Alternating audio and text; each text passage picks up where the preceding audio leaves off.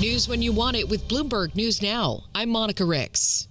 Airlines are canceling hundreds of flights and scrambling to adjust schedules due to a major Airbus software glitch. It's caused a vulnerability where intense solar radiation could corrupt data critical to flight controls.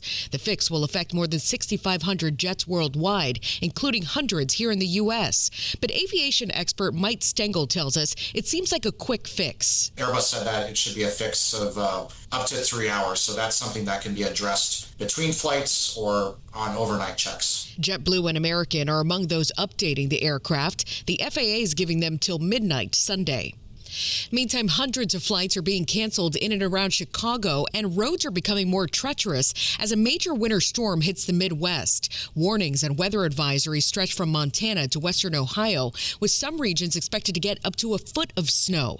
The National Weather Service is warning drivers to keep an extra flashlight and supplies in vehicles in case of emergency, or delay travel till it all clears up.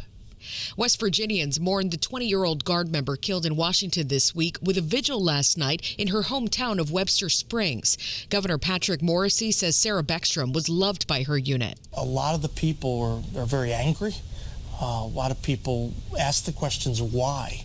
Why? President Trump says the other Guard member is still fighting for his life. And the president has paused all asylum decisions until he says all migrants are vetted and screened to the maximum degree possible. The shooting suspect was from Afghanistan and had worked closely with the CIA there before coming to the U.S. in 2021. President Trump discussed a possible meeting with Venezuelan President Nicolas Maduro soon as the administration ramps up military pressure on the country and suspected drug cartels in the Caribbean.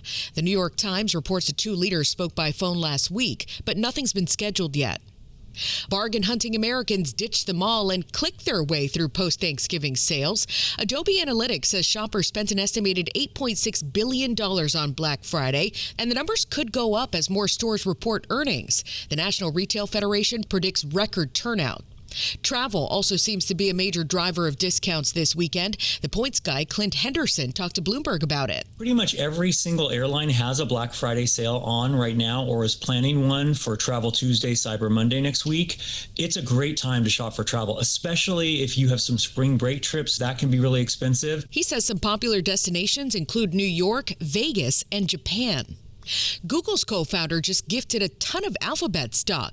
Bloomberg's Ed Kalegi has the story. Sergey Brin gave away more than $1.1 billion worth of Alphabet stock this week, with most of the money going to a nonprofit the Google co-founder created. The donation was disclosed Friday in a regulatory filing, which did not specify who had received the more than 3.5 million shares. According to a spokesperson for Brin's family office, roughly $1 billion in stock is going to Catalyst 4. Brin is also giving about $90 million to his family foundation, as well as $45 million to the Michael J. Fox Foundation. Ed Kalegi, Bloomberg Radio.